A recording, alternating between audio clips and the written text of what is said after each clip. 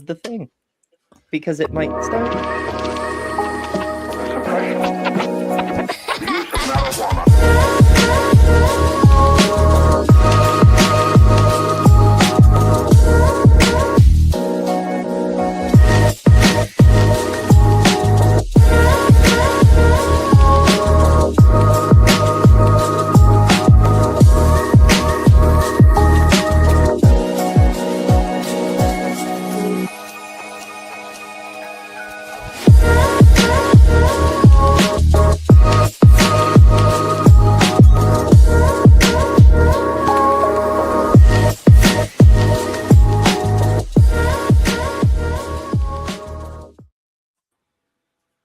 Happy Monday, everyone. It's the last show of 2025, and we couldn't be happier to see a more worthy year fucking go. Thank you all so much for joining us while we discuss what comes next on today's Java and Jugs. Na na na na. Hey, hey, hey. Goodbye, 2025. Adios. Oh my goodness, I have not despised a year so much since the last time this guy was president. Oh my goodness. Yeah, I'm like, can I be a Debbie Downer and think he's still president this year coming up and still? Well, we're hoping he's going to accidentally pass away. I'm sorry, Debbie Downer, me. But then look who we have to be the president when he passes away.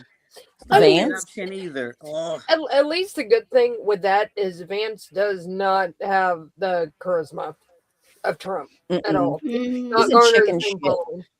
Hey, I don't know. Erica Kirk begs to differ, though. Oh God, Erica! Oh my God, Erica Kirk. Yes, she seems. Oh my goodness, she just looked like Stanford wife. I don't even know what to call her. Like she's so emotion. A little while back, yeah, that it talked about Charlie's death, and it said so many people hated him just for his racism, his nationalism, his other assorted right-wing bullshit. But what the liberals never really appreciated was his true contribution to the world. The whole time he was keeping us safe from her. She was the real evil in the world, I guess. She had no. I don't understand. Like some of her face, she had no emotions or nothing. Like fakeness. I'm like, are you? Except the eyes. I mean, it's all in the eyes. When you introduce yourself to the American public by throwing a fucking festival for the fact your husband is dead, complete with fireworks and everything. Fireworks, yeah. Wow. I mean, if there is a heaven, then naturally Charlie would be there because his God loves that sort of bullshit. He'd be looking down and going, wow, okay, I guess she really misses me then. It's like big church. Really, like those TPUSA things I've been watching. It just looks like a mega church with the sparklers and the music and the people flying around. Like, do you guys see the stage? Using reconstructed the area where he was shot, and people were taking selfies. A staged, a recreated stage where he got pow pow. Yeah, well, that's people. No, say that's not so. No, they did, but that is the turning point. The September 10th, the moment Charlie lost the gun debate, was the turning point for their organization. They found it. What was it? It was another meme. It was pointing out how there were two founders of Turning Point USA, and they had two political policies. The one dude, his thing was COVID regulations are stupid and horrible, and he died from COVID. And Charlie's thing was gun regulation is stupid and horrible, and he died from gun violence. And so the response was the dildo of consequences has excellent timing. Oh, jeez. Hoisted by their own petard. For real. Also, I need to figure out how to get a dildo of consequences into the merch store. Ooh. Not a bad idea. I like that idea too. Just holding that dildo microphone. Speaking to the microphone. Hello. I think it's doable. Check one, check two. Ay. So yeah, it's multiple layers of irony. It's just unbelievably bullshit. And we've seen a lot of irony this year. Like earlier in the month, a lot of us were personally dealing with some static and some bullshit, and some of us still are. It's fascinating because this particular group of cultists, their whole thing is ostensibly predicated on holding people accountable for the way they treat survivors of abuse. And one of their cult leaders, they had to ignore twice, both when he told them who he is, in that he abuses victims of abuse, but also when he called for people to be held accountable for that kind of behavior.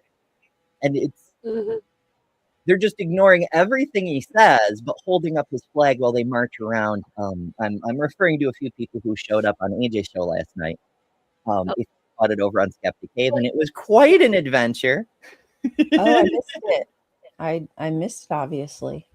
Sorry that I wasn't there. Just people coming to show support and told me to stop making content, So here I am making more because, like, hey, you want to see more of my face? That's right. When someone tries to silence you, get louder. Oh yeah. There's actual science behind it. So, as all the world knows at this point, immediately after this show is another show that many of us are also on called Hot Topic. And today we're doing the history of consciousness. As I was looking into the background, because it's a very complicated topic, as you might know, one of the founders of the Black Panther Party got a PhD in the study of human consciousness. So that's neat. We know from the study of consciousness that it goes partly to how behavior works, but also partly how cognition works. That when a person tries to silence another person, it's because they're afraid of what that person is saying, and it's working. Like we learned this from one of the founders of the Black Panther Party. Get louder. Yeah. Their whole aim is just to silence people and to get people to comply and conform and be a very particular kind of whitewashed individual. Actually, individual is probably the wrong word because they don't want you to be an individual. They just want you to be one of us. Be one of Black us. Panther, the evil. Yeah, they felt the Black malicious Panther group. Evil malicious TPUSA group. is the real evil. Evil malicious group. Black Panthers did so much good for this country, and TPUSA is quite the opposite. It's like counterintuitive. It really is, and it's not just the fucking color thing. Like, Black Panthers, they provided security to neighborhoods where the police not only didn't police, but actually made things worse. They fed hungry children. They provided social services. They held political movements that meant something, like showing up in Sacramento with assault rifles to make the point that if you're going to put guns above people, you're subject to the same yourself. They did so much politically, whereas with Turning Point, not only are they not helping anyone, but all of their gestures are just gestures. It's just performative virtue signaling based on the conservative version of values. It's wild how it's so exactly the opposite. It's so toxic, and it is actually just virtue signaling. It's very empty platitudes. They mean nothing by it. It's just a lot of word salad, because at the end of the day, they mean nothing of it. They don't mean this peace and love and understanding. That is not their message at all. That's just the facade they're selling. I mean, they want it for a certain group of people. Yes, for a certain group of people, right? If they conform, as long as they can conform. Conform and sell, like you say, they're trying to sell something, right? They're trying to make the grift to make the money. That's how they're doing it. So and Erica Kirk is doing an amazing job at it, considering she just lost her husband to something super tragic. You know, it's not just a normal kind of, oh, somebody got sick and passed away, or you knew it was coming. It's super tragic the way that he died. And she's just been out on the town. I can understand to stay busy. I'm one of those people. I would probably prefer to be doing something than nothing, but to be out and about while telling a message to women that they should want to be home and subservient to their husbands and raising their family and, you know, taking care of the house and being whatever the husband needs, you know, to basically just catering to this guy like you're his mother. And yet you own a business now. You're the CEO of TP USA, Toilet Paper USA, and living this very luxurious lifestyle, not at home raising kids. Hey, I see TP. You're not wrong, Dr. Kip. No, he's not wrong. Dr. Kip says that's unfair, Amber. TP USA is helping to embolden the debate bros. And that is literally true. In the wake of Charlie's death, there are thousands of little wannabe podcasters setting up their little tents and their little Steven Crowder debate me signs at college campuses, hoping to be the hand-picked successor, because clearly TP USA needs a man to run it. In keeping its own value. Every time I see TP USA and I run into it a lot, toilet paper is the first thing that I think of, and then I have to remember its turning points. I think that's kind of what they meant, actually, because remember, 90% of conservative politics is trolling. Like they start doing a thing to own the libs, and then they realize their base doesn't understand it was a joke, and so they just do the bit. I'm pretty sure USA is like that too. I mean, their logo is a fucking roll, you know? How could they not know? Yep. This, what the arrow is, it's telling you how you're supposed to put the toilet paper on the roll, the way that it's supposed to face. The toilet paper roll, the paper should be coming over top and over, not Thank under. you. That's right. Anybody put it under over here? Because you're gonna be disowned. I read the original patent, which I definitely for sure, because I saw it on Facebook. It don't roll right. Gotta be over. Exactly. Honestly, my grandmother used to do it the other way around, and I'm like, why do you do that? She actually had a good reason.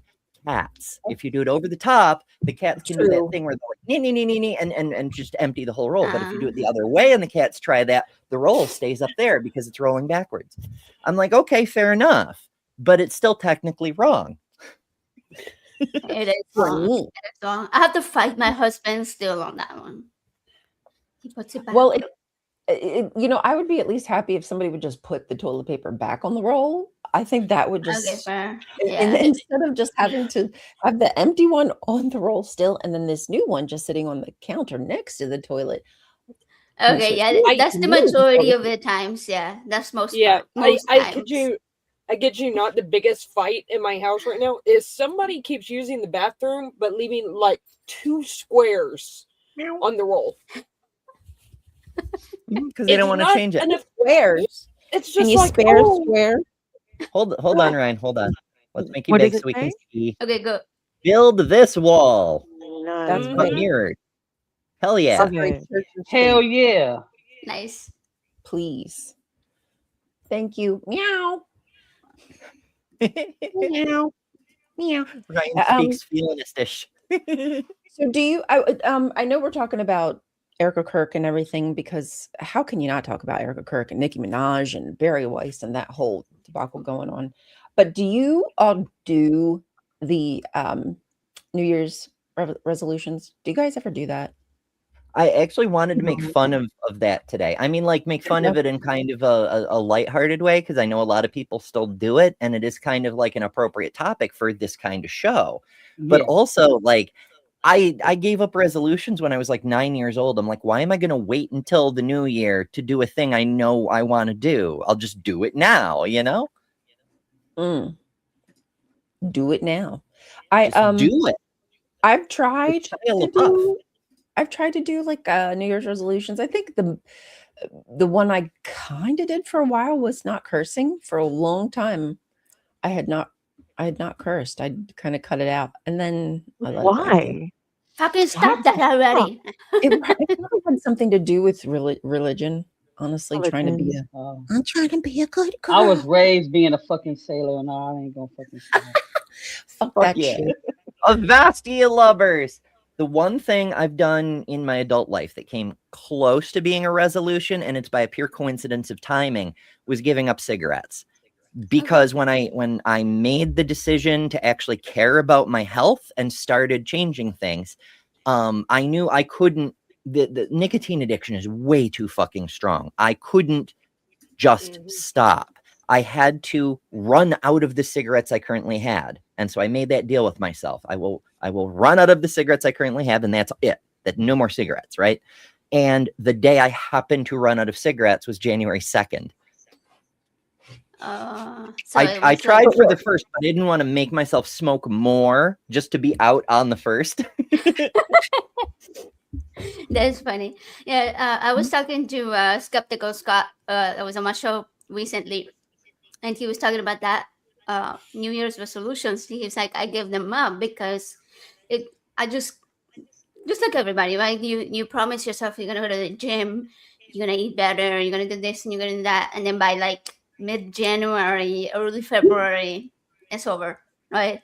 So he's like, instead, he does the 1 word challenge, which is the one that I posted. I think some of you replied to it, where you where you pick 1 word and you kind of carry it through the year, and to remind you of what you want to accomplish that year. And it doesn't give you a deadline. It doesn't give you like anything super specific. It's just a word sort of like to refresh your memory of like, hey, I want to do, I don't know, mine was wanderlust, like traveling or like seeing more places, even in town, and even a short day trip, even go hiking at the parks that I haven't been to or things like that, right? Just see something new. Yeah. It's cheating though, because it's a compound word, so you're getting 2 words in there. Okay, right, yeah. Okay, smart. Cheater. I think I chose healthy. Yeah, I think something I've been trying to do over the past since forever. But I do feel as though I've gotten much better as I've gotten older at making better choices for myself. Right, and that's the thing. You just pick the 1 word, and it doesn't mean, oh, I'm gonna go to the gym, all month or 5 days a week or something. It just means like you're gonna introduce things that are gonna make you healthier, whatever way that looks like throughout the whole year. And so just by choosing that 1 word, you just remind yourself of that. Yeah, I think that works really well. Tone and an aim.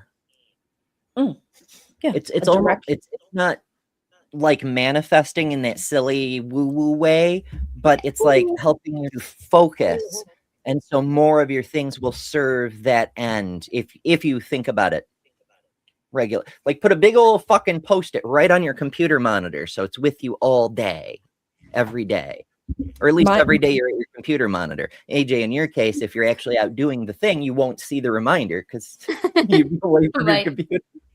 I just tattoo it on me. I'm kidding. I do have a New Year's resolution that I think I'm actually going to be able to live up to this year. No more dogs. I don't need any more dogs. Okay. No more dogs? No more dogs. I've got 3 of them. I can't handle another. I don't know. Never say never. No, don't. I'm like, you know what happens when you say stuff like that? I'm going to end up with like 10 by December. The dog distribution system is going to be right at your door, my friend. You shouldn't have said anything. It already has me. There's an open highway to your home, Lila. I mean, look at it. And if it's not the dogs, it's the cats. One of the distribution systems is going to find you. It's going to find you. Oh, hello there. Oh, so cute. It's dog-shaped Dr. Kip. Dog-shaped Dr. Kip. Not to be confused with human-shaped Dr. Kip. And on that note, I have a thing. Give me a second to pull it up because I actually planned it for the next show, Hot Topic, which follows this show at 11 a.m. Eastern. I'm just babbling while I pull up the things. And there it is. Okay.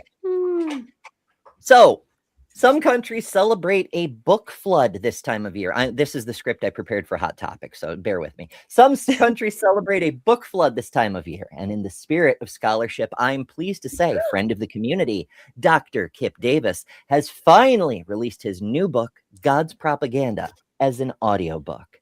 You can now get it in any format you like. I'm not sponsored by either Kip or any particular audiobook platform, although I could be.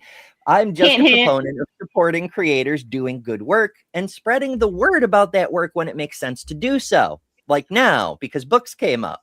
I love traditional books, make no mistake. The weight, the feel, the smell of the paper, but audio is a lot more accessible for a lot of folks like me.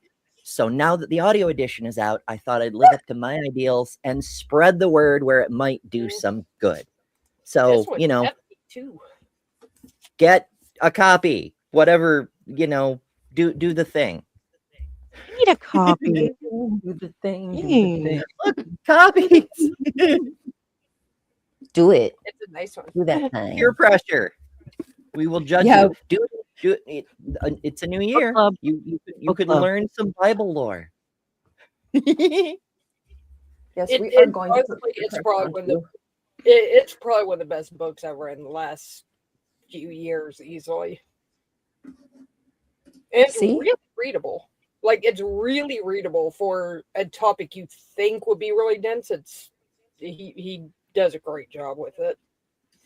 Yeah, there's a lot to cover. I imagine that must be hard because even when I try to write like a little script, I'm like, oh, I'll just make a little 5-minute video. Let me just write something up real quick. And then fucking 10 pages later, I'm like, this isn't 5 minutes. What am I going to cut out of here that's still going to make it I understand that must be when you have so much to say, when you have so much to say, trying to fit too much into too small a space. Yeah, so much. But yeah, I have that problem too. Happens all the time. Yeah, I mean, scripts I've written that were just going to be 1-minute script, and then I've never done them because I was tired that I put so much into it, and it's not exactly what I want it to be. So it's just sitting there now. Great waste of time. I mean, everything you do is practice for the you next have fireworks. So even yes, I love the effect, but everything, even things that you don't actually publish, it's still practice for the next thing, right? You're going to be better at it the next time. And sometimes you'll use bits of those notes in future projects. See, thank you, Ember. Putting a positive spin on unfinished work. That's right. Making me feel better about incomplete projects that I have, which are many. Lots oh my of goodness. WIP. I know. I understand. I don't want to grow up with that. I have too many. Yeah, I'm a person where like it doesn't count unless I get to put the check mark done next to it. Then none of the effort counted. And I deal with that all the fucking time. That's one of the reasons I can't seem to ever stop working. But and I know I get hung up on things. Like I'll be watching a video that's like 35 minutes long. And I noticed at like the 25-minute mark, they've told the entire story and now they're just repeating themselves. And it's at the 30-minute mark and I have to go do other things, but I'll still finish the last 5 minutes of the video because I want it to be finished, you know? And I hate that. I am the same way. Yeah. But I have so many lists and then another list. And I keep them over like different documents and on paper and and it gets so overwhelming. So I can suggest 2 resolutions for the new year for people who are dealing with that kind of shit. The first is done is better than perfect but not done.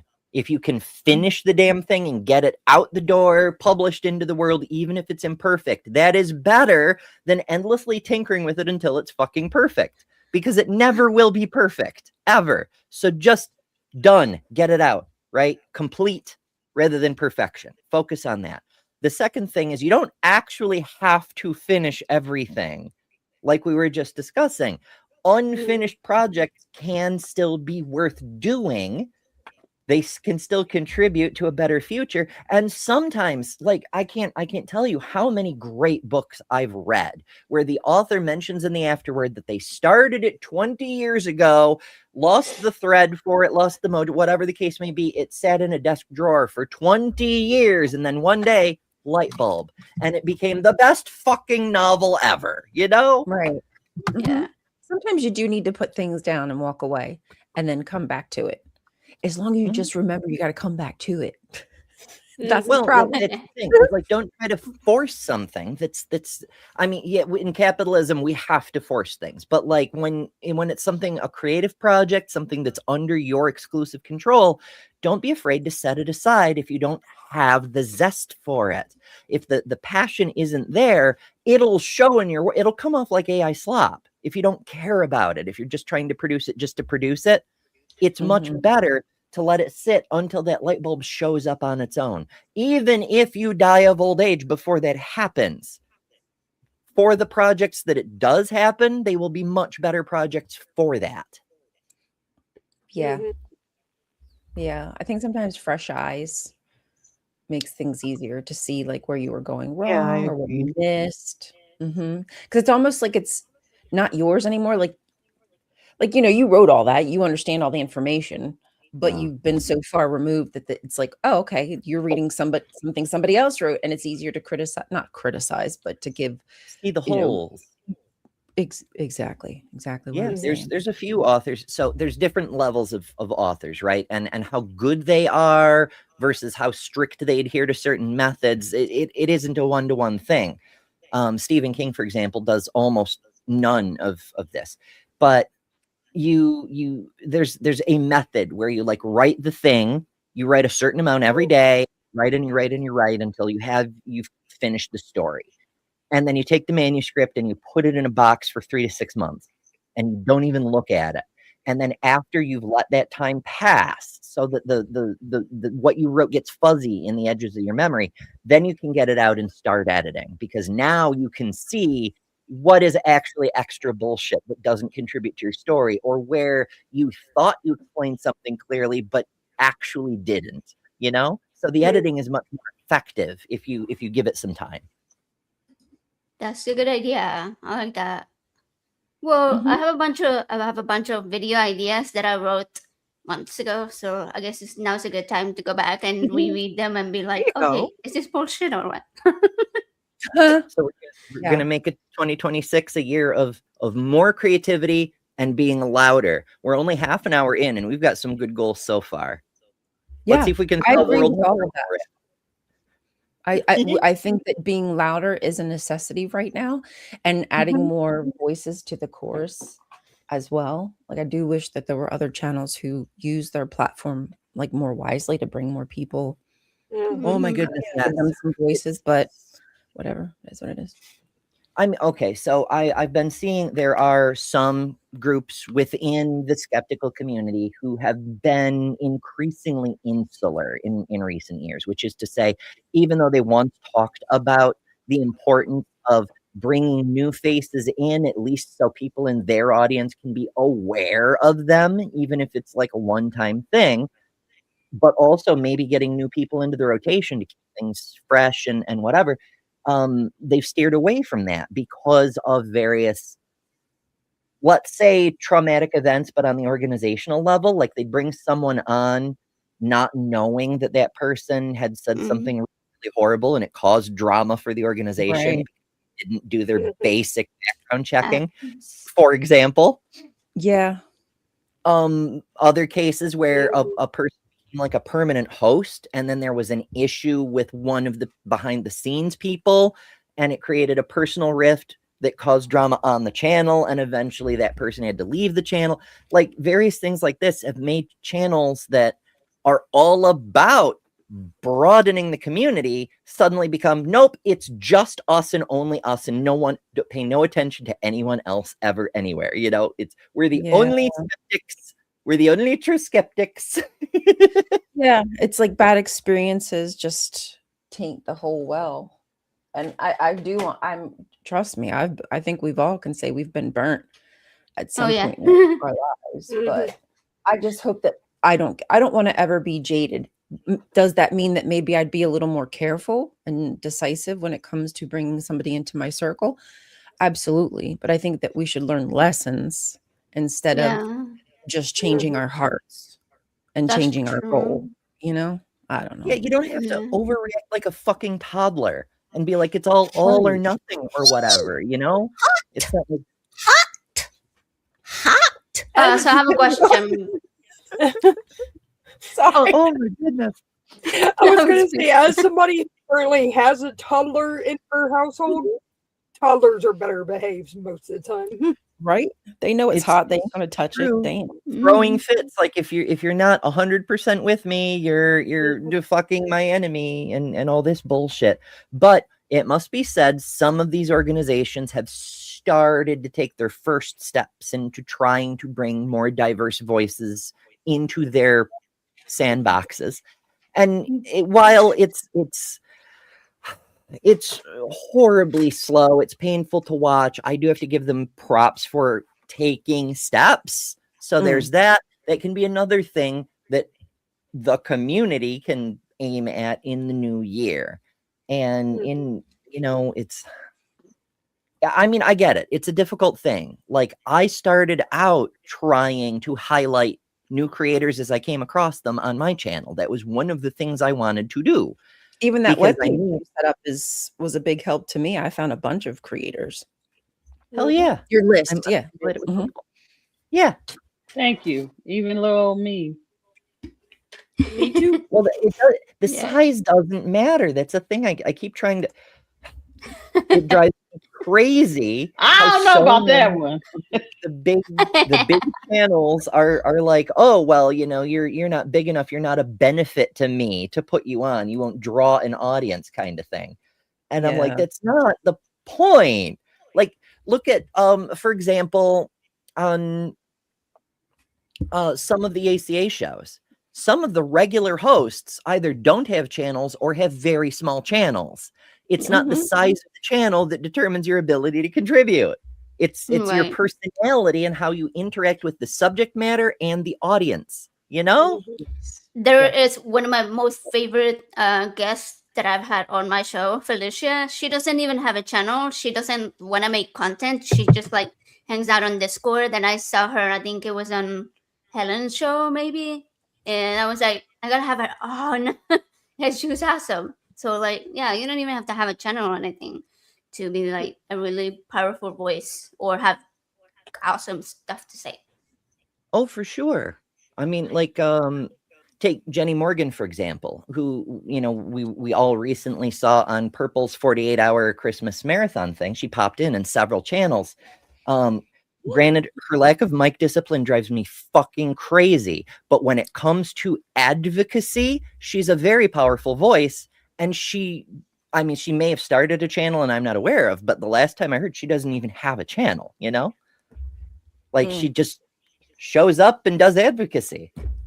Yeah. Okay, so we're still speaking about goals for 2026, but we didn't hear from Jess, Lil, and Kelly's one word. One word. One time. No, I said my goal is no new dogs. Hold on. Who? What? Both of your talker. Who? Sorry. I put down motivation. Okay. Motivation. Got it. That's good. Well, where will I get that from? We shall see. You gotta find fuel from deep down, Kelly. And we're gonna cheer you on too, Kelly. So that counts, right? I'm tempted to write down sanity because I would like a little bit more sanity in my household, but I don't think that one's gonna happen. Sanity. Oh, that's a hard one. What about you, Jess? I'm gonna put myself out there and say anxiety, honestly, because I think that's what's stopping me from releasing more content, leaving my attic of loveliness and just going out and doing things and being part of like community. And I've got so many atheist things near me or within like an hour of me that I really should be more involved with, I think. And I want to make an active effort to deal with my anxiety over crowds and people and socializing and doing all of that. And I want to put myself out there and just kind of help if I can help and go from there. I had such a hard time with that when I first started. Like, I didn't think that I was sort of worthy of making content, that nobody would want to hear what I had to say. And the same thing was like my anxiety about being around people in person, because my hearing is a lot better when I am on the computer, right? Because I'm connected directly, everything's quiet. I'm like more able to listen straight to the one person that's talking. I have my subtitles at the top, it's a lot of more assistive features that I have, right? And so in person, if it's like if I'm like at a conference, or if we go to like a meeting in a restaurant or somewhere that's very loud, I had really bad anxiety about not being able to keep up with the conversations, and like people would think, oh well, she's kind of dumb or kind of weird, or doesn't talk very much. And so I had a really hard time with that, but people were so freaking welcoming. And if I had a hard time hearing, people would repeat it, or like, oh hey, let's go to like a more quiet spot, or like doing things that could actually help me communicate with them, rather than being like some people in my own family who, when I ask, hey, can you repeat that, they're like, oh, never mind. Kind of like, I think that was one of the biggest things for me, like people telling me, oh, never mind, like my hearing what they had to say wasn't really worthy for them to repeat it. And so that was sort of my fear with other people, thinking that, oh, they're not gonna care enough to help me connect with them. But that hasn't been the case at all. Now I'm gonna say, I get that a lot with my own family. I would say this coming from my own thing. A lot of times, if people repeat stuff many times, I think that if they're not caring what I'm having to say, not really thinking about you may have a hearing problem or something like that. So that's my personal problem within me. Yeah. And I know that's not right. I have anxiety really bad. That's how I believe, and I'm up here with you lovely ladies. Like I have. But you fight it, and I love that, Kelly. I'm glad that you're fighting it. That even though you suffer with it, that it makes you nervous, and you're feeling maybe people are looking at you when no one cares, no one's looking at you. I mean, they are, but you know what I mean? No one's judging you. We're all here to support each other, but your mind tells you something differently, but you're fighting it. And I love that, because I think we all probably have some of that as well. Yeah. Like when I went to a get together yesterday, I knew 2 people. I do not speak to people I do not know. If somebody doesn't come up to me and speak to me first, I'm not gonna speak. If you're walking down the street, people says, "Hey, how you doing?" I'll respond back. But I've never will speak to somebody first. It's how I am. When I'm at a Black non-believers event, I put myself out of that box because I know what they're there for. So I speak to them. Only that situation. Anything else?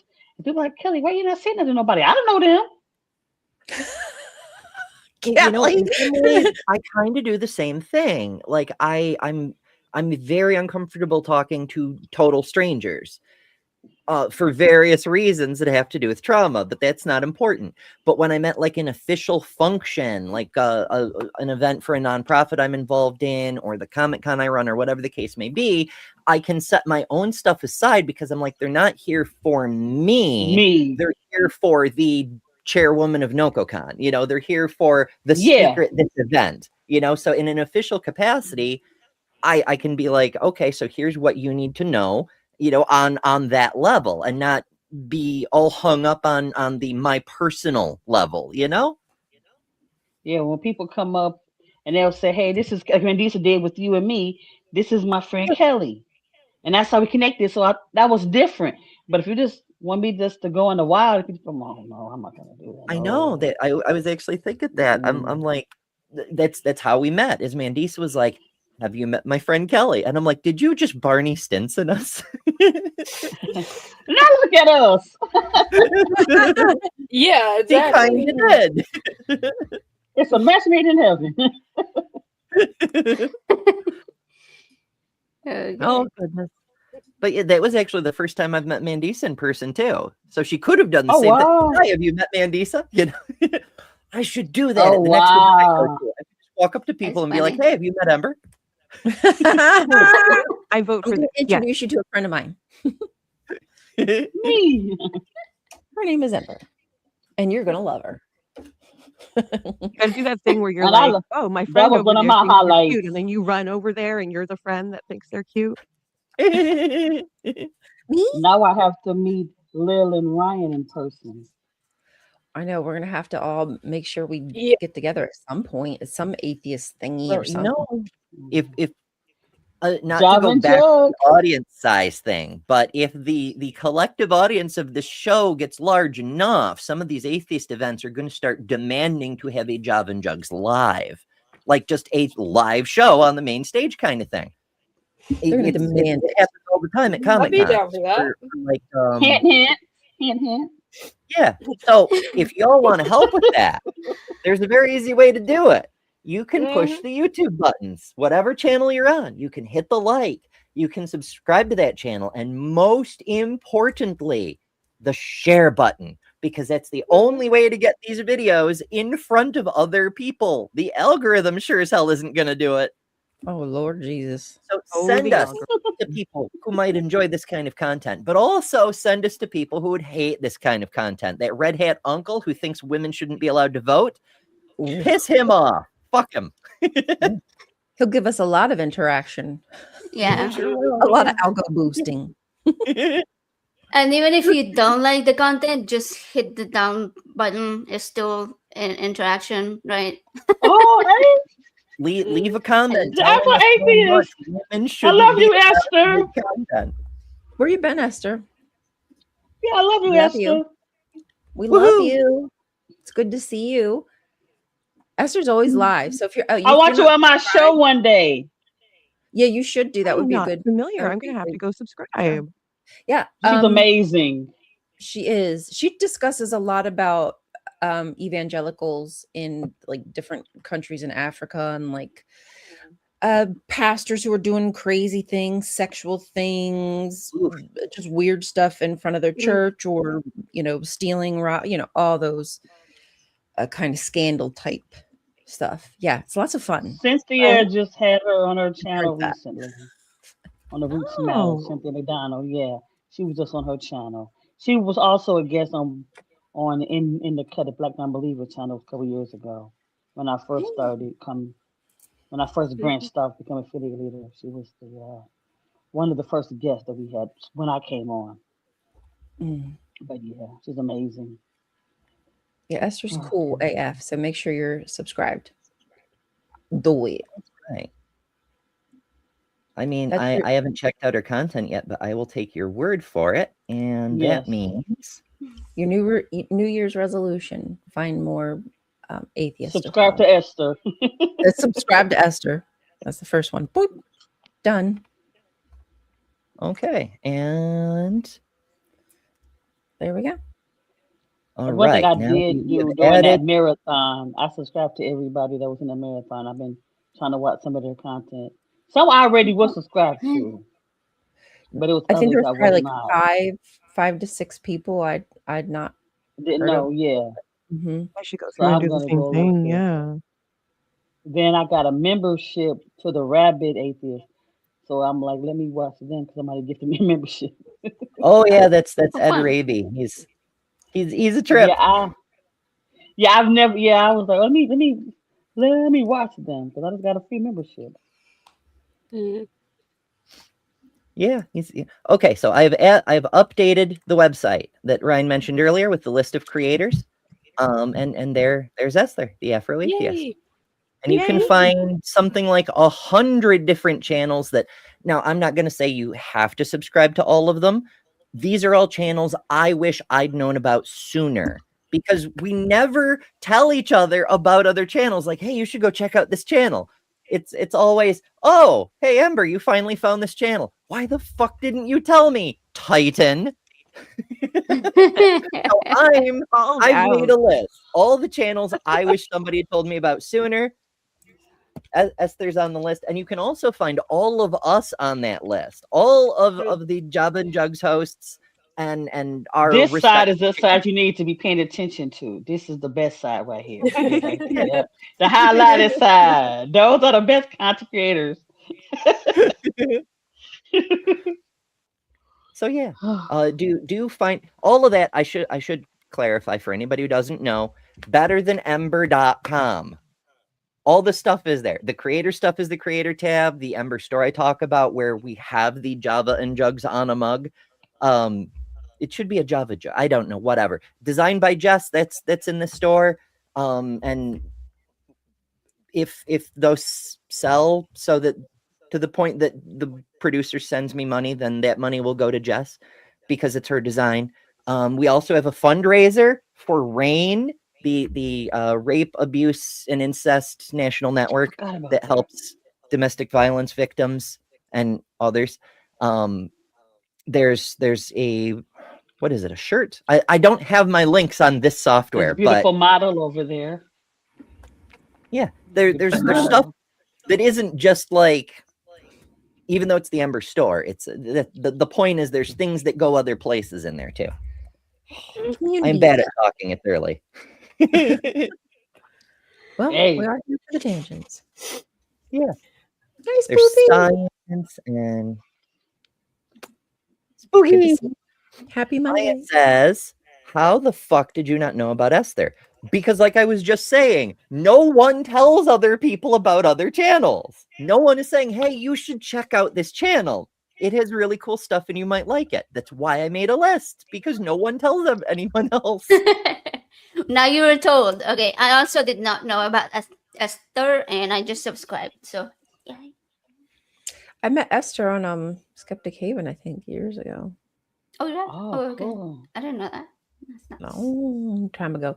I feel Esther, like she's I met the Esther. I didn't Afro-atheist. know Esther had a channel, because that's another thing we don't do. And I maybe it's like considered a faux pas, but like when we run into each other in other spaces, like on say Skeptic Haven, for example, we don't often go, hey, I'm also a content creator, this is what I do, because it feels all self-promoty. But if we don't say so, then other people don't know, you know? Mm-hmm. Gotta spread the word. Isn't the best form of advertising is just word of mouth? Isn't that what the MLM say? It's what they say, yes. I guess we've been under the same rock, Ember. I was also under Cozy rock. Same here. Don't worry, we'll get you out of the rock. I was not under a rock.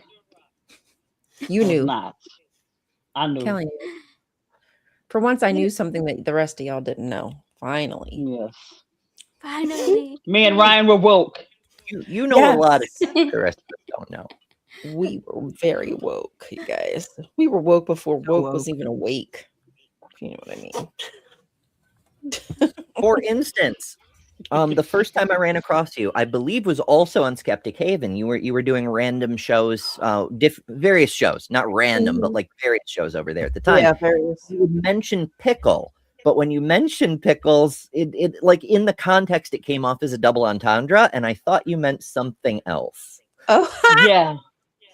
well. That song, you're like, I want to play with my pickles. It was Right. the dog, but it's still like, wait a second. And like something. speaking of playing with one's pickles, see what we Do we did need there? a- See what we did? Do we need a little break? Do we need... Smoothness of this segue. Let's play with our pickles.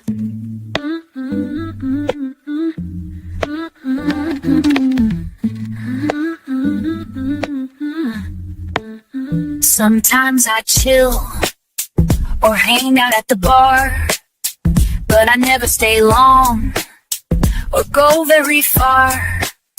You could say I am lame or that I am fickle, but I'd rather be at home playing with my pickle.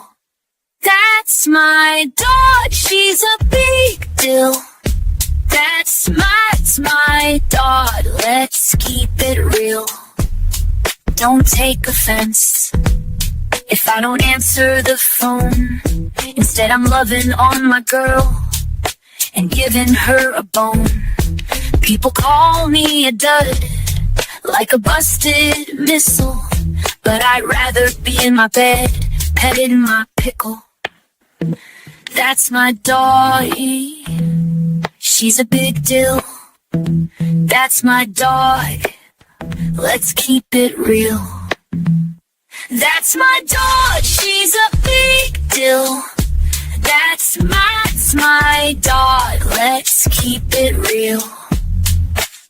It's not that I don't like you or wanna hang out, but if I had to choose, never was there a doubt. If you need to feel good, in fact it might tickle, you should come to my house and wrestle with my pickle. That's my big deal. That's my dog, let's keep it real.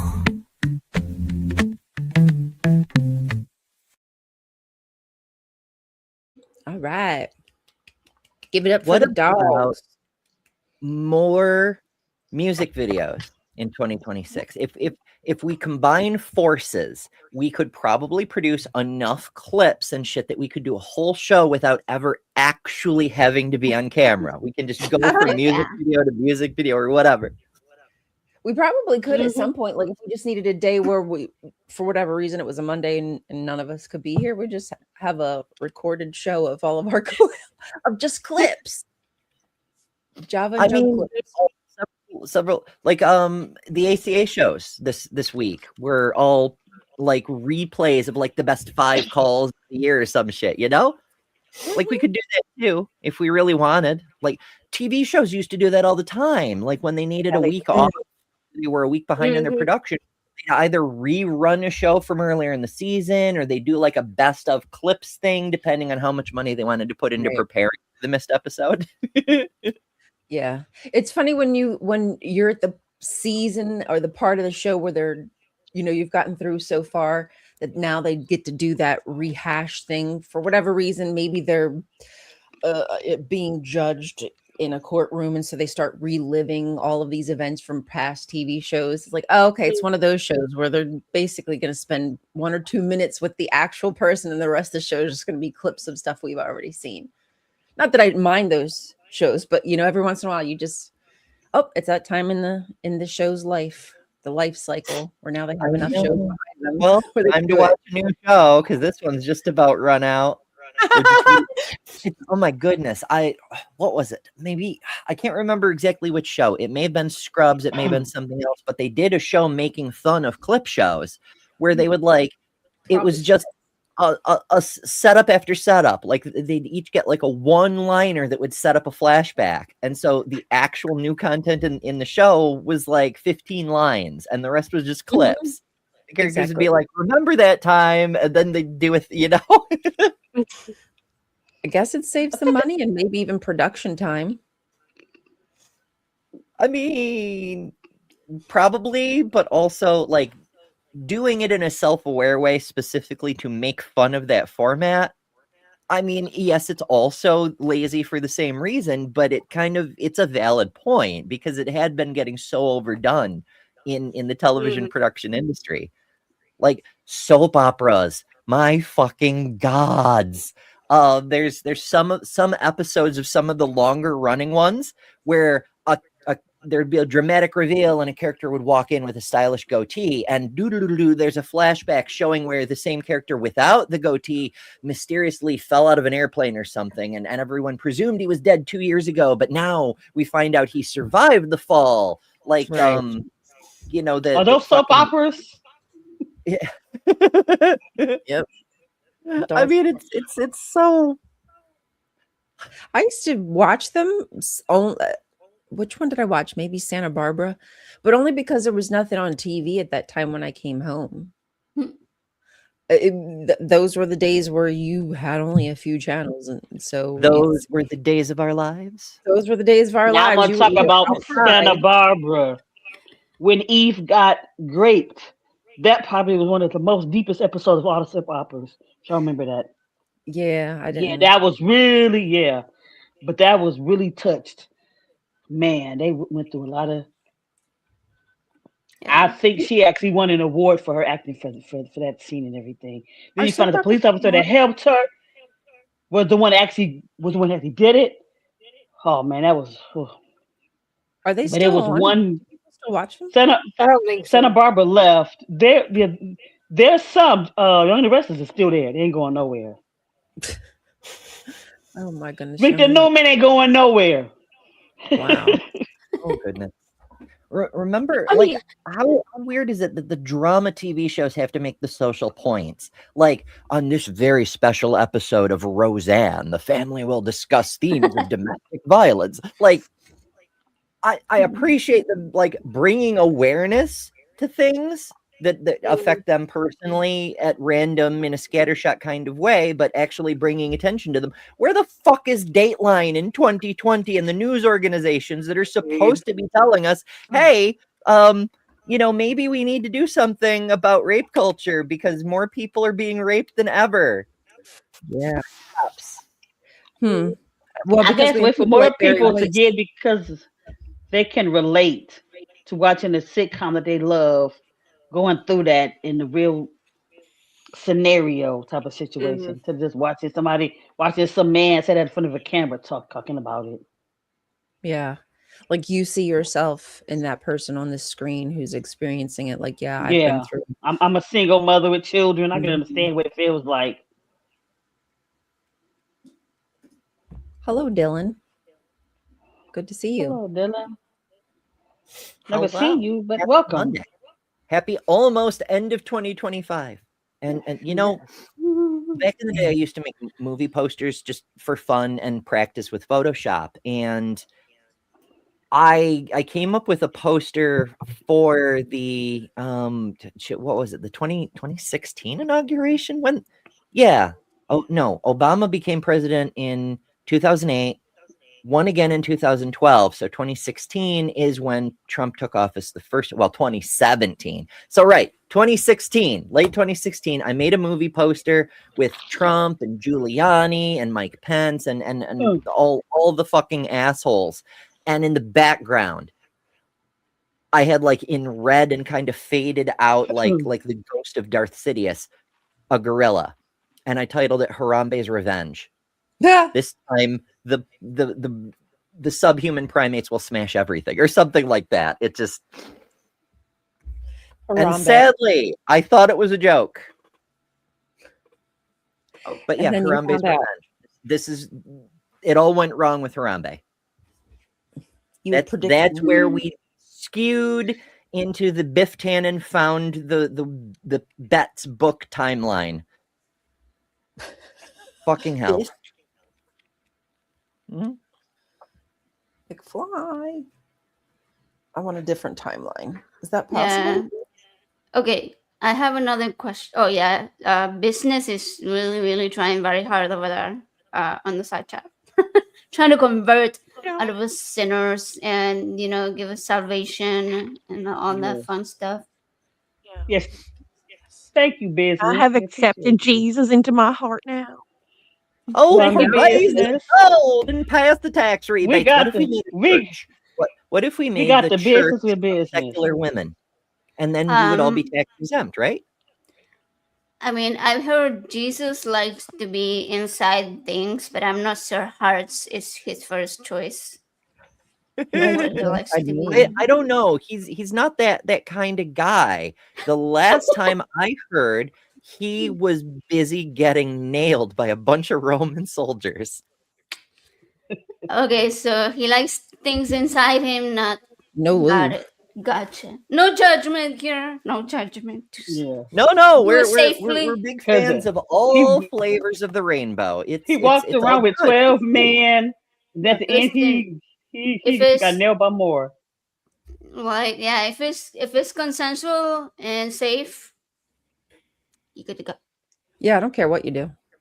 I mean, also, it's worth noting that preference notwithstanding, Jesus may not have had the equipment because, you know, he did he only had had XX not right? have a Y chromosome. So yeah, so he was trans man Jesus. Trans man Jesus. Right. That's why he was all about love. He was a fucking hippie. He's like, guys, why can't we just have peace and love for everybody? love everyone, literally. And also table flipping for the fucking capitalists, which honestly also valid. Yeah, he got a little perturbed when he saw people in the temple defiling it. So he went and, what you normally do. You just go into churches and you just start throwing shit around. Isn't that what you do when you are frustrated with the church? Exactly. Okay. So as many of you know, I've told the story before. Wells Fargo, the bank, stole my house along with a bunch of other houses. They did a kind of equity theft fraud thing that it was before the 2008 bubble bullshit. That was a later thing. They just doubled people's payments over and over and over until it forced them out of their houses, and they got held accountable for it by the state of New York. They paid the largest fine a corporation had ever been fined in all of history for very, very illegal mortgage practices. Not that it got me my house back. So when people say to me, what would Jesus do? I think of him flipping the money lenders' tables in the temple, and I'm like, that Jesus I can definitely empathize with. Because we got to put the me in empathy, right, AJ? Heck yeah. You always gotta make it, about. It's somewhere in there. If it's not about you. We're making fun of one of AJ's callers on a show last night. Oh God, yeah, that was pretty terrible. That was pretty terrible. Like there was a crazy caller. Yeah, basically trying to debate how well it was a whole ass mess of a call, but there was this part where all of a sudden atheists are terrible people, and because the other host Erin and myself were saying that we are empathetic people, that we don't need a child to die in order to be inspired to help other human beings. He was like, oh well, but like I can't have empathy unless something happens to me. And he was like, I only have empathy for homeless people because I was homeless once. Right. It's the Republican view. We only care about it when it affects me, And wow, that's crazy as hell. The worst part was that we were talking about my co-host having lost her nephew to childhood cancer.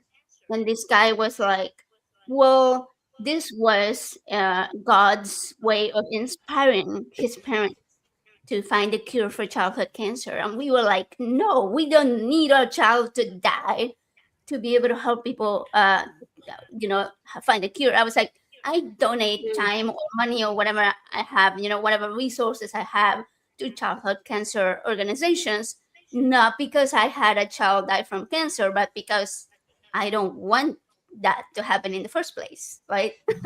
Like okay. There was a it's actually somewhat worse than that, because Erin kept saying my nephew, and the caller kept saying no, it was my auntie. I didn't say nephew. He was so not listening to anything anyone was saying. He assumed everything was about his story. I know, it was so bad. She would specifically say my nephew, and he'd be like, no, I never said anything about my nephew. It was my auntie. Like, fucking hell. And even after the call finished, they finally wrapped up with him because he was not listening to anything. He goes off in the side chat about, I don't know why they kept saying auntie. It was my nephew. Or no, other way around. Whatever. Yeah. Dude, you're still not listening to anything ever. But AJ wasn't the only one to do a show last night. Lil, you had a birthday yesterday? Do I have that wrong? Whoa. Do you plan on doing one next year? Hopefully, yes. Hopefully I'm still kicking. So hopefully I'll be here. Better be. I'm looking forward to it. So you did a couple of things. You did a birthday stream on your own channel, which is Lilibal Trades for anyone who isn't subscribed yet. And I am now shaming for not subscribing, because you absolutely should be subscribed to all of us. Just throwing that out there. But you also did a guest spot on one of the objectively best shows on the entire internet, Bad Science Sunday. You were the guest of honor. Yeah. It was so much fun. My dog Kip, not human-shaped Dr. Kip, dog-shaped Dr. Kip, was quite opinionated. So she had some things to say. Oh, no doubt. And you know, when the dog-shaped doctors have opinions, you need to pay the fuck attention. Yes. They are very, very smart. I feel special because I replaced somebody else in the outro. I won't say the name who I replaced, but I just got awesome. a replacement. I saw that. I replaced somebody. Ellie replaced me. Yeah. Let's go ahead and giggle. Yeah, definitely not. Yes. You would have replaced me. That's how it would have worked. But yeah, I replaced somebody else. There's Maya with the link. The video. For anybody who isn't subbed to Lil. Lil of all trades. Not hard. And if you can't find it for whatever reason, it's on the damn list. So just go to the website. Right there. Bloop. Lil of all trades.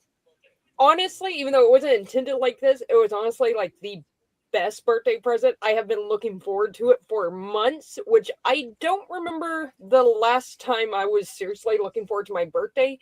Literally last year, I did absolutely nothing. Didn't even go out to dinner or lunch or anything. I just didn't do anything. So it was really cool to actually do something this year for it. Yay. Now Good for you. Now waiting for my next time. I want to be like AJ and be on there like 20 times now.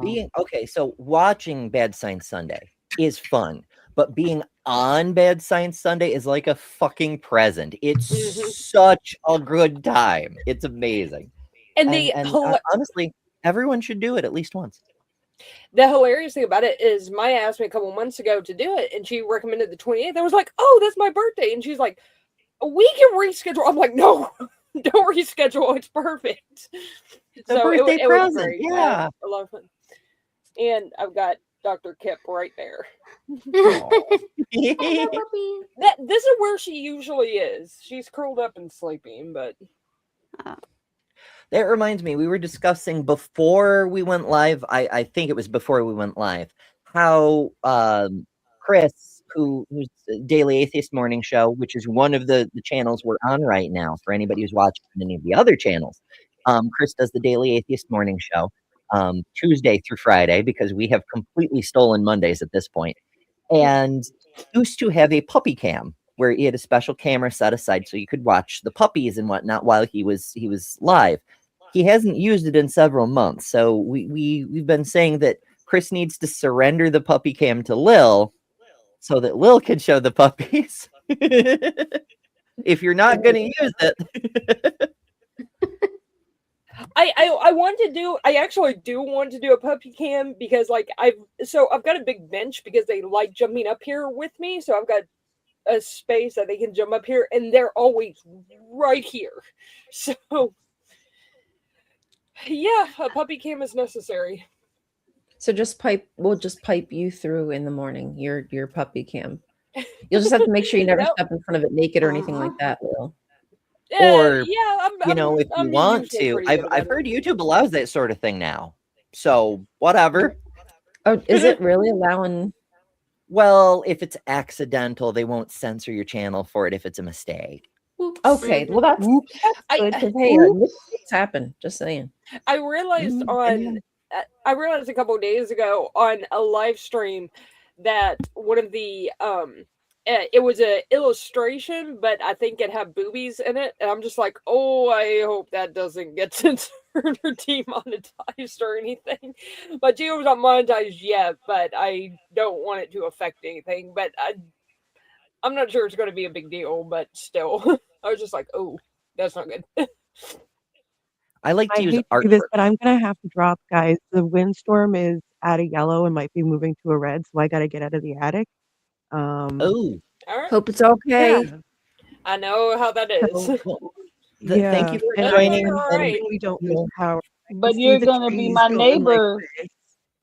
You're gonna be my neighbor soon. We're gonna be reach out and touch each other over the river. Over the river, Kelly. Yay. Gonna be like, I can reach you now. Thank you for joining, Jess. Sorry about the weather, but definitely be safe, because we want you with us in 2026 also. We love you. Stay healthy and don't die. And we love you. Love you guys too. Love you. Also, since we were Try not to die is my perpetual. It's not even a New Year's resolution. It's just what I try to do. So far, I've been mostly successful at it. Sometimes I miss a bit, but oh my goodness. So it's Jess's coming out day. She's hot, isn't she? You know, so some of us have to come out of the closet. She has to come out of the attic. That's true. Oh, that's a good one. It's an adventure. Oh my goodness. But yeah, lots of the country. That's another thing.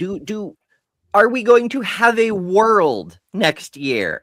Because it seems like the weather severity is upping faster than even the most catastrophic predictions anticipated. Like we were getting stuff like, oh, by 2050, sea level gain will reach a certain point that we start to lose cities, or in some cases, entire fucking countries. There's a Pacific island nation that is being evacuated because there will be no island in a few more years. The whole nation just won't exist. And you know, we're looking at that kind of stuff, but we're getting like hurricane winds just sweeping the continent over and over. We're getting heat waves and intense cold waves, like intense, deadly cold waves, and just storm after storm. Like the weather is completely out of fucking control. I mean, in fairness, the weather has always been out of our control, but it's become chaotic and irregular in a very destructive way. And if this continues, which is to say, the current pattern not only doesn't normalize, but continues to get more chaotic, how much longer will we have humans to experience weather, do you think? I do not know, but I trust the scientists, and I trust that we're having a greater effect on the planet than people are willing to admit, or just because they don't care. It's probably the bigger problem. They don't care. Yeah, I mean, we have can trust the scientists. Science generates answers. It tells us what's happening and things we can do about it that are likely to be effective. And then we just not do anything with that information because our politicians are much more interested in chasing all the Latinos out of the country, you know? Yeah. They're the real problems. Or crossing out information. Latinos are the real problems. Yeah, or because they don't think they're gonna need this earth for much longer, and you know they have eternal life somewhere else. So like, who the fuck cares about this house? Yep. The earth belongs to Satan, and they're going to have a perfect, everlasting, spiritual, I don't know, otherworldly, dimensional kind of, however they want to explain it. So this earth is just something for them to use. They're not stewards of the planet. It's more toddler logic. It's that bullshit little kid elementary school playground thing where they're like, just you wait till my daddy gets here, then you'll be in real trouble. My big god daddy, my invisible zaddy in the sky. My sky daddy. Like even my family. Do you know who my daddy is? It's like even my family, who tends to be like fairly conservative and didn't buy the climate was changing. They've even noticed how drastically the weather has changed here, even in the last 15 years. Like 15 years ago, we had 2 white Christmases in a row. This past week, it was like 80 degrees on Christmas. I was walking around in a tank top and shorts, and it's been like that the last several Christmases. Like it's bad. Even though, yes, I know weather in one day is not climate change, but they've noticed year over year, it's gotten warmer and warmer. Our storms have gotten more violent. We're having tornado warnings all year round now on a regular basis. Like we usually get at least one massive storm that produces a tornado a month. It's ridiculous. Tornadoes aren't real. It's just figure weird out how how you to- change this. I've had to Not a replace my fan, roof 3 times and my fence twice because of it.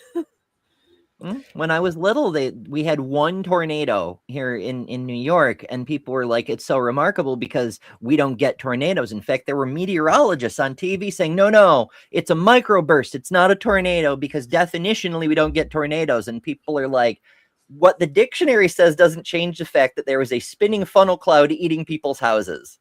It's a tornado, you know? Yeah. I mean, you don't really get We got 5 of them.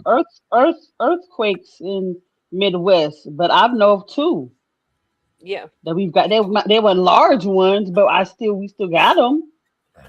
2 earthquakes. Anybody who knows me knows I'm a little bit of a weather and geology nerd. When I lived in Indiana, just a little. Whenever I lived in storm Indiana, chasing. I'm gonna watch a YouTube video. I would love to. No kidding. When I lived in Indiana, I was coming down here for like a visit for my family and stuff, and I was driving. We stopped at somewhere in Illinois to eat. And the second we sit down, I get an alert on my phone that there was an earthquake in Bloomington that I could have felt at my house if I was there. Only one that's ever happened to me.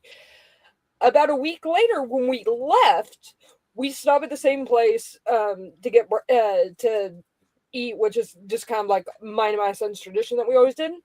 I get a tornado warning on my phone from my parents' house in Texas. I was just like, why am I missing all this? At least if it's going to be there, let me experience it. They can miss me. I'm good. I'm the person that's going to be in the middle of the street, like filming the thing until it's like right on top of me. I want to see I saw Twisters. I want to do storm chasing. Although the one time I actually did get close to a storm, it was raining so hard you couldn't see it until it was like 100 meters away. Oh my! And then you just crap your pants. It's like, oh shit, I'm dead. Yeah. I remember having to go in the hallway and sitting, tucked like that. Because you could feel a little shaking. It wasn't that bad. A little shaking. You just sit there in the hallway with your knees up like this till the storm passed. I remember when I was shaking stopped. Probably about 9. Me and my dad were on the front porch. We were watching this massive storm come in.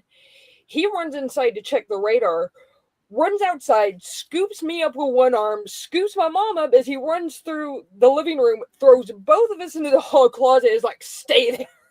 And apparently there was a tornado like less than a mile away when that happened. Like, I still remember that crystal clear. Growing up in Tornado Alley, what can you do? Yeah, you gotta that kind of thing. It just... Yeah. I actually, when I was little, I was a big nerd as well. I know, shock and surprise. No one saw that coming. Really? So I designed. I got into architecture so I could design my own house, and one of the houses I designed was a hobbit hole. Partly because hobbits, hobbit means comfort, but also because if it's underground, it's basically immune to tornadoes. Because tornadoes they'll like dig up a little channel of dust or something, but they don't go into the ground. So if your entire roof is earth, and I don't mean like moss shingles, but I mean like your house is built into a hill, you're immune to tornadoes effectively. Now flooding, that may be another issue, but that's why you want to build into a hillside up the hill, right? But anyway, I designed this house specifically to make it tornado proof. And I don't know why we're not doing that in tornado zones, because it's actually considerably cheaper than importing fuck tons of pine and all this other shit. Well, like here, for instance, you can't have stuff underground because the soil underneath, it'll just destroy it in like 10 years because it shifts so much. So there's, I think, one person who has a tornado shelter in our neighborhood. They got it about 10 years ago, and it already needs to be replaced because it's already cracking. But for most tornadoes here, at least, if you live in a well-built house with an interior room, you're probably fine. And if you're not, there's like 1,000 places in like a mile radius to go, and you usually have enough warning to get out of the way if it's a big enough tornado. So Have you considered like holding a Bible between you and the tornado? no, I should try that next time. rebuke you. That might work. And the miraculous thing is, everything will be destroyed but the Bible. And that will show you how wonderful God is. Version of the Bible, because I've got to make sure to get that right. Because Right, we have version. it only counts if you use the right translation of the right a collection of the right denomination's version of things. Maybe I can just build Unless you get in the Dead Sea Scrolls, it don't matter. That's the only one that's gonna work.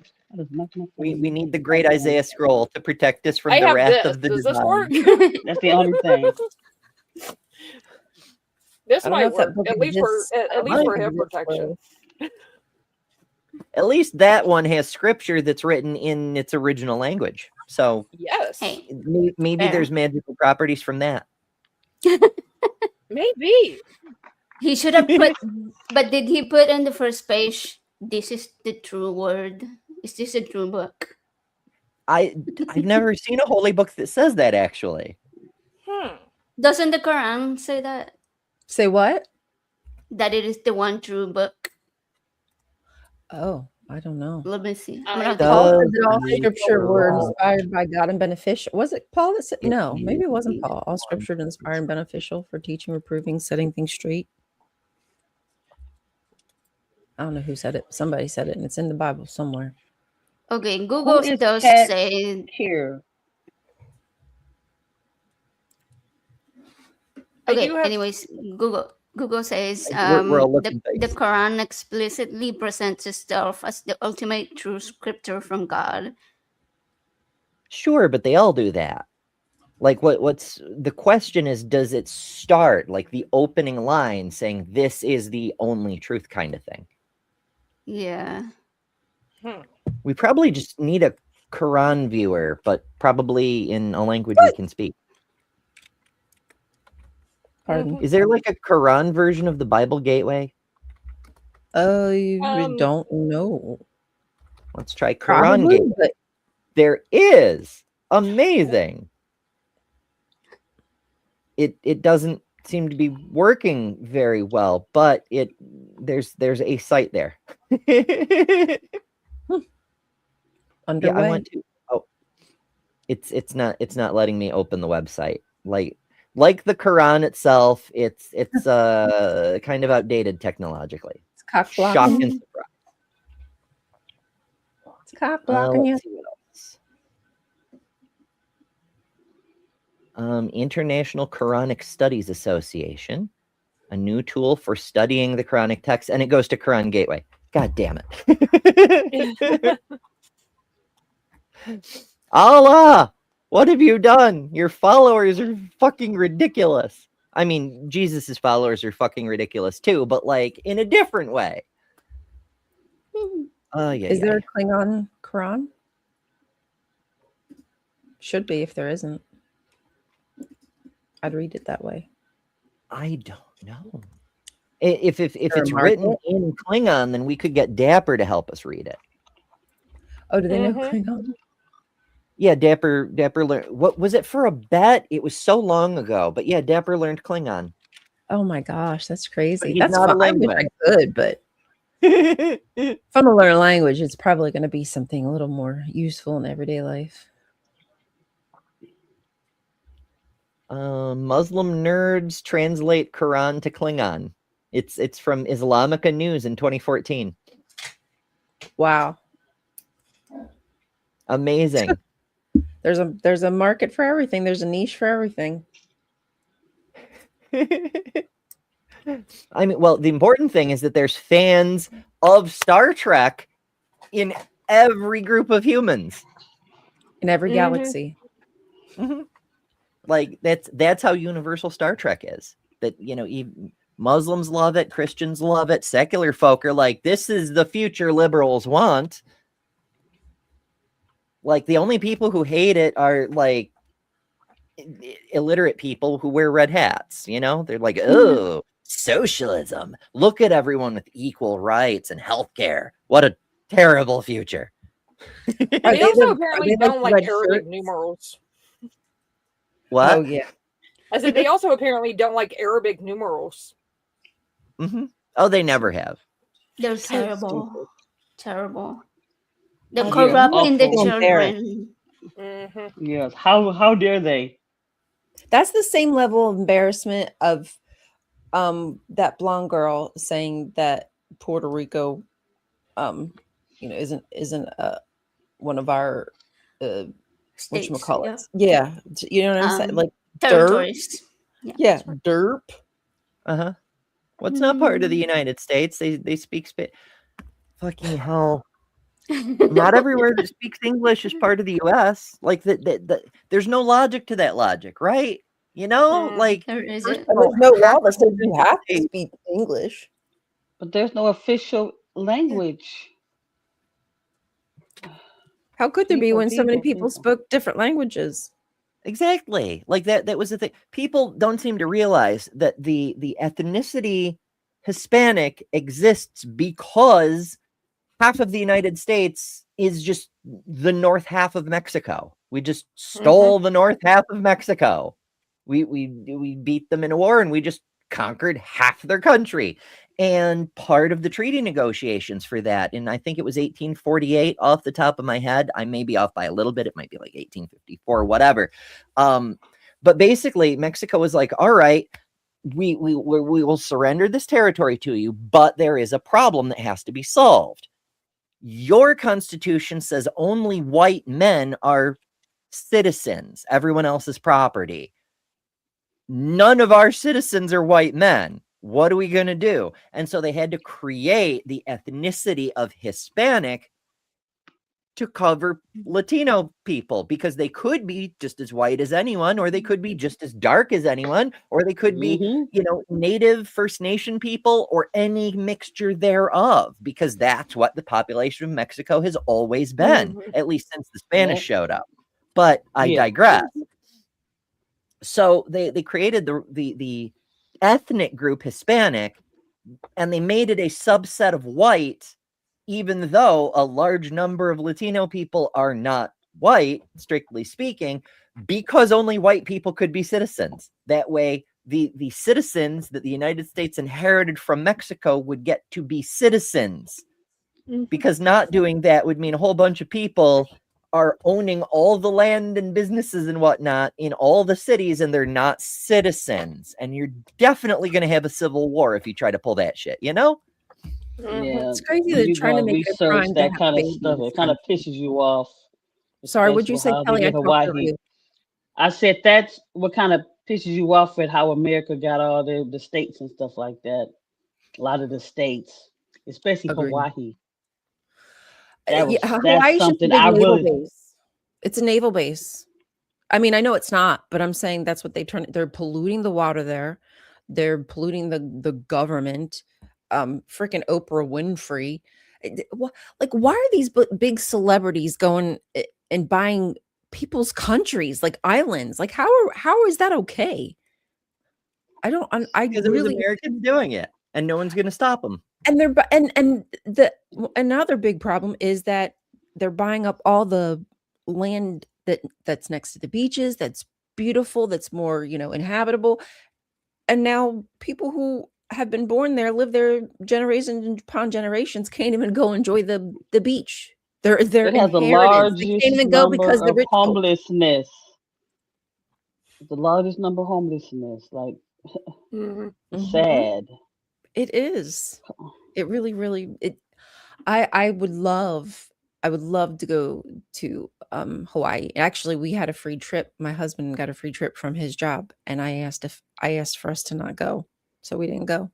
I just couldn't do it. There was water shortages between the Malibu fires. I mean, I was like, this is not it. Why would you even schedule? It was a work thing. Why would you even schedule Hawaii as a place to go when they're going through this tragic event? I wouldn't want to go to the main island. Yeah. Anyway, sorry guys, long tirade there. Yeah, I know. No, you're good. I'll be getting that way too when it comes to that. Yeah, but Mhm. Hawaii, Puerto Rico, we treat these places as if they're just Property. Tourist spots. Yeah. What just they tours, say, right? they are That's frozen garbage. What that man say? The Trump comedian said the traveling garbage in the that's sea right. or something. He said stupid. Like how they put it, but it was something. He basically said Puerto Rico was a pile of garbage. That was it. That's. I mean, a majority of the people from his administration talk about other countries, unless they're something to gain, right? Like they're going to get some kind of trade off. See, every other country is just some kind of third world or Marxist. They're just an enemy of ours that we need to be mindful of or watch. Like, Well, oh, it's man, you just funny see everybody you as an got enemy, even when your they own call a people. country a shithole country because those shithole countries don't have travel restrictions placed on them by every other country. The U.S. does. So Mhm. The irony and audacity of making it difficult, uncomfortable for people to travel to this country for even simple things as tourism, but business, what have you, and be unsafe. Like they would want to do that. They want to come here for the freaking FIFA crap, knowing that the ICE is just going to be standing outside waiting. What? Uh-huh. You're going to come you here to walk can't. into a trap and be sent to CCOT? Get out of here. They're so preoccupied with like there's people who do have legitimate business who will not come in person. They're like, no, we have to figure out how to do a Zoom meeting now because they're so preoccupied with their political bullshit that one of the things that TSA is pushing is you have to surrender your DNA so they can run a karyotype so they can determine if you're a trans person with a passport that doesn't match your genetic identity. And like, they're so obsessed. Whoa. You have any idea how much a karyotype test costs? And they want to do it for every single foreign person? Holy shit. Wow. But Wow. let's talk about how much money Doge is saving. Yeah, how much money Doge is saving? Well, they Stuff saved like a lot that of money just on Adobe. They sure did. pisses, The Adobe license. pisses me behind Oh yeah. the F off. Oh my goodness. What'd you say, Kelly? Sorry. Stuff like that just pisses me more than what I can say off. Understandable. A lot more that I wish I could say. Which is just a string Yeah, of I want to say I want to beep beep beep beep beep beep beep. yeah. Beep, beep. I need the dolphin sound from SpongeBob when they would curse, and it was just like it was the dolphin sound coming out, and they would just keep doing it. That's what I need. Just a string I of it. like Emma Thorne uses a duck quack. Oh yeah, I like the whack. I think I've used the whack too. Love it. Yeah, so I was talking with girlfriend with my mom. I told you guys one of my cousins had passed a couple of days ago, wherever I found out this morning. But anyway, so I don't know how me and mom got talking about the different the different presidents and stuff like that. And so I was like, I'm gonna say this, but Franklin Delano was not the greatest president everybody thought that he was. What? And so my Oh, mom sure. got Right there. angry. My mom got angry. We're talking about Eleanor and that she had an affair. I said, well, he did too. And then I was talking and I was like, what different was he with how he did the Japanese with how we did the Arabic American community? Well, they bombed Pearl Harbor and that's why he did what he did. I said, but he picked on people that were citizens for years here. He didn't mess with the Japanese in itself. He got the people that were living here, being citizens that want to bother nobody. The same thing what Bush tried to do with the Arabic Americans that was just trying to live their lives. And this stuff never is going to change. They go from one group to another group. Now it's trans people. Targeting. And that's all they do. They go from one minority group to another minority group, picking on one who they feel is the weaker link, as I'm gonna say. And they divide.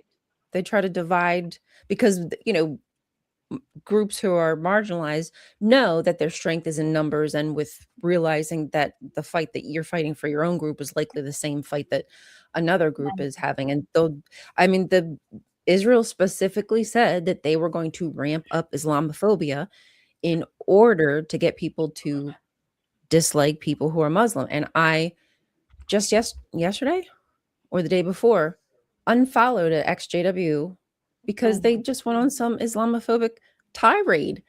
And I was like, and this is a doctor. I was like, you've got to be kidding me. And I left a comment as much, and somebody said Islamophobia doesn't exist. I was like, oh. Wow. Okay. And there you go. And there you go. They're all bad people. In a lot of cases, people are just xenophobic bigots. But on the political level, it is just distraction. It is just winding people up and pointing them at someone to hate. They read 1984 and they thought it was a guidebook. It's fucking hell. And they're transparent about it too, because we saw that they went directly from hating Black people to hating gay people. It was like the day Ruby Bridges got into school, they started talking about, oh, we need to deal with the gays now. It was like, right. And as soon, like 2015, as soon as the Supreme Court ruled that they couldn't ban gay marriage anymore, like the next day, they were having strategy meetings about how we need to take all the anti-Black and all the anti-gay rhetoric and copy and paste, do a find and replace kind of thing, and make it about trans people. Which is why, if you look, it's the same arguments, it's the same rhetoric. It's seed design creationists of bigotry. It just, it's so transparent. But the dumb fuckers who are proudly illiterate and don that red hat, they don't know any better because they're proudly illiterate and ignorant of all of history. And they're okay with it. I don't understand that. Safety, and that's what gets me when it comes to the different minority groups and how we get marginalized and how we don't stick together. It's sad. Like during Black Lives Matter protests, many of them were attacking trans people. Why were you doing that? I don't understand that. Yeah, that's sad. It's like you're not getting it. It's like you're almost there. You're almost there. It's like the bottom line is like, let's stop dehumanizing people. Can you get to that bottom line? Can you realize that like that's not helping the situation by just directing the heat to another group of people? That's really what you want to do. You want to take the heat off yourself so you can point it at an even smaller marginalized. Like that's absolutely fanatical. Right. Like Maya says, what was that movie? Hold on. What she said? Hold on. Okay, go ahead. Sorry. Yeah, Maya says it's a little facetious. They don't have meetings for that. Idiots just find the same talking points compelling. Partially true. What I'm referring to with the meetings is the think tanks, the propaganda mills, like the Manhattan Institute or Mass Resistance or whatever the fuck that group in Houston who made up the trans people in bathrooms thing, which was actually just repurposing Phyllis Schlafly's "What if gay people in bathrooms" thing. It's there are people who get paid to come up with this bullshit, and they do have meetings, and they just throw all of it at the wall and see what the idiots go chasing after. It's professional red herring development. It's all rich people. Like behind all of the think tanks and the lobbying groups, it's people with a lot of money who just want to, I don't know, take from the people who've gotten them the wealth that they have. They're workers, the everyday people. They want more power. It sadistic. Like they must be absolutely sadistic to have all you have and then continue to you see an 18-year-old boy, which was fucking Charlie Kirk, and decide you want to pump millions of dollars into him because you like his rhetoric, because he's divisive. Wow. And then people tout that, wow, Charlie Kirk, he built this from the ground up. Oh, honey. He got an influx of cash. He was flush. Anyone with millions of dollars could make like a good business or, use terrible talking points to come up with a think tank or organization like Turning Point. give me a break. There's nothing special about any of these people other than they're attached to some kind of rich mouthpiece or zaddy, if you will. It's paying them the big bucks just to spread their hatred. Oh, and it's true for all of them. Like so many people, like Candace Owens, for example, she started out as a lefty, and then she went to like celebrity gossip posting, and then Dennis Prager was like, "Hey, we need a black person who's willing to be contrarian." And she's like, "Oh, millions of dollars? Absolutely, I'm your girl." And she worked for Dennis Prager for a few years before she started working with Charlie Kirk and then the Daily Wire, and just Daily it's Wire, the yep. same thing every time. Like as soon as Candace left Prager's employ to go work at the Daily Wire, they hired Amala Ikpanobi to replace her because they need a black woman willing to say, "We need to suck white daddy's dick or the country will fall apart." And she gets millions of dollars for it. And you know what I noticed too? I did an Erica Kirk video, and so I was just looking at some of like the TP USA website stuff. And I found it interesting that like on the education pages that there's a lot of black children. Like, you know, it's like they're intentionally, because what I'm saying is the JWs do this same kind of messaging. They'll use black faces in their advertisements, if you will, because that is their key audience. Honestly, they're starting to bring in more people of color into their group than any other group. Why is that? They understand that representation does matter, no matter how much they bitch about woke.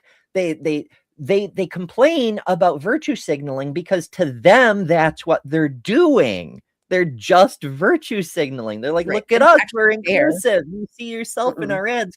Come be with us. Come give us your tithe money and shit. It's fucking like they say every accusation by the conservatives is a confession, and it's so much more true than we ever fucking believe. I can't believe that I mean, I know why I didn't get it at first. It's just the level of gaslighting you start to internalize, and you think that you're like, it's all my fault. The reason this bad stuff is happening is all my fault. And they're so they're so good at that, aren't they? And you just ignore the problems because it's obviously just your fault. Like freaking abused, like an abused person. What could I do better? Well, I mean, that's also partly because they have a large degree of control to our education system, our media, our entertainment, etc. And so they've created this echo box in the culture. I mean, from the ground up, from education, they're making people dumber on purpose, because the dumber people are, the more susceptible they are for those red herrings, for those distractions, for the bullshit propaganda they're peddling, the outright lies they're peddling. Christians are being slaughtered in Nigeria. We have to intervene militarily for some reason. We have to bomb people to save them. Don't you guys know that if you drop bombs and murder innocent people, that's how you save them? You can thank Texas for that one. Ted Cruz started that stupid rumor. It's a fucking dumbass. I really wish I understood how you can bomb yourself into peace. That concept is... Well, technically, if you bomb everyone, there will be peace. There will be no more violence. Okay. Yeah. So I guess that's okay. Well, then they got billions of more people they've missed. We're working on it. We all got to take a number. They're doing it slowly through our food and not letting us get vaccines. Right? Remember the Georgia Guidestones? How it said you have to reduce the population to like 500 million? They're working on it. Oh yeah, I'm sure. They have to do it carefully though, because like they figured out that you can't just release a disease vector and hope it kills only the poor people. That doesn't actually work out for you, because it kills at random. It doesn't kill enough people, and it does kill some of your special people who are differentiated by having larger bank accounts. Yes. Yeah. It's so fucking collateral damage. Yeah, collateral damage, and justifies the means. Yeah. As long as people are dead and suffering, then God's work is done. Yay. God's will. They say money is the root of all evil. Do you suppose that's also kind of original sin in a symbolic way? Because it seems to be that it's love of money that like is justifying all the bullshit. Well, if it's then the church needs to stop asking for money, and we need to start taxing them MFers. When we said eat the rich, we were talking about the churches too. Yes, honey, I'm talking about big box church. Y'all need to be eating bite by bite. Let's start chomping and chewing. Let's do Those it. churches that are converted stadiums. Yes. Yeah, because it seems like the smaller churches are do more than what the bigger churches do. Yes, because I think they're more organic. They're more local. They care about the people, the outreach. But these big churches, it's all about the prosper gospel. If you give, you will get. So give, and all the root of your problems in your life is because you're not preaching enough, you're not praying enough, you're hanging out with the wrong people, you're not focused on your Bible stuff. Like they'll just give you, it's like the worst pep talk in the world. You can do this. You got this. Get your $50 blessing. Yeah, all blessing. If you do God's will, He's gonna bless you, guaranteed. And by doing God's will, you got to donate.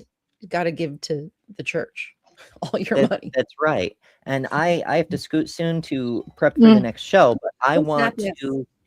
I want to leave y'all with a bit of wisdom for the new year. Is the understanding that you don't have to actually send organizations money to earn your way in the new year. You can do better on your own by yourself, but you don't have to do it by yourself, because whatever your disposition in life, there are people waiting for you to be in community with them, including a community like this one for skeptical people who believe in the voices of women and diverse individuals, regardless of sex, gender, ethnicity, all the things, right?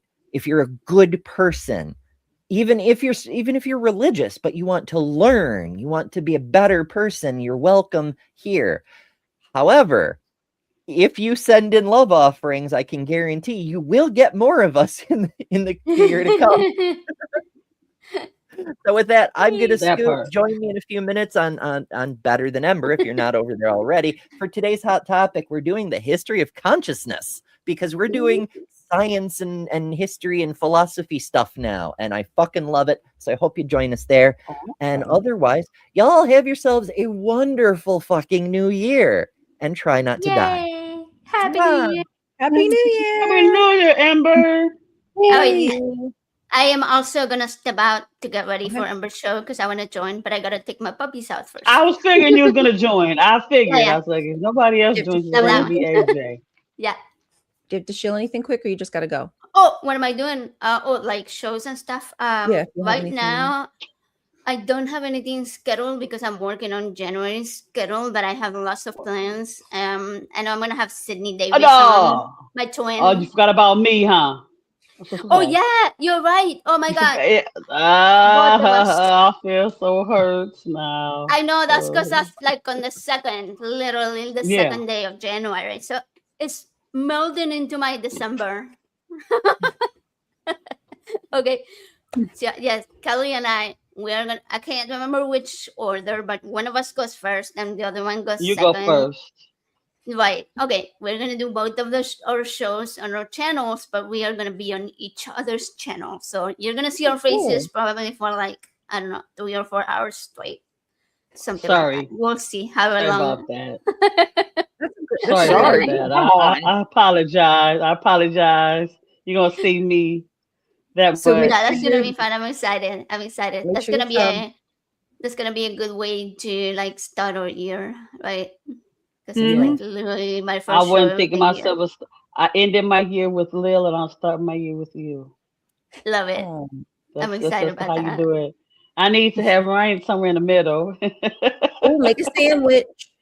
I know. Ooh. Does anybody else have anything they want to show before we go? All right, I'm gonna step out. Okay. Bye. AJ just said me and her. And then I have Eli Slack coming on the 3rd. And then I'm going to be on Cynthia McDonald channel, The Ruth Matter. Nice. On the 4th.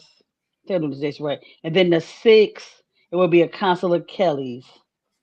The Council of Kellys. So, yes, Kelly Detroit Atheist Queen Kelly, Kelly Laughlin, and Godless Granny Kelly.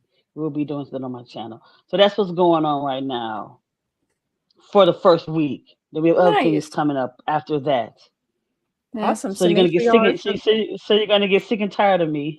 Nah, not at all. Make sure y'all are subscribed to Detroit Atheist Queen, por favor. And Lilith, you got anything? Not really. Not other than the stuff that I'm usually up. I'll probably be doing a couple live streams off at random times through the week. So we'll see how that goes. Awesome. All right, guys. Make sure you're giving Lil of All Trades a follow as well. Thank you to everyone who joined us today. It was great to see you. Don't forget to join us here tomorrow again at 9 a.m. with myself and Chris on the Daily Atheist Morning Show. I just released a video on Erica Kirk, just kind of my opinion, not a deep dive or anything, but just some of her problematic behavior. So check that out if you will. And on that note, I hope you all have a great day, a great holiday if we don't see you before the new year. I love you, lovely ladies. Thank you for being here with me today. Love you too. See you guys soon. Bye. Happy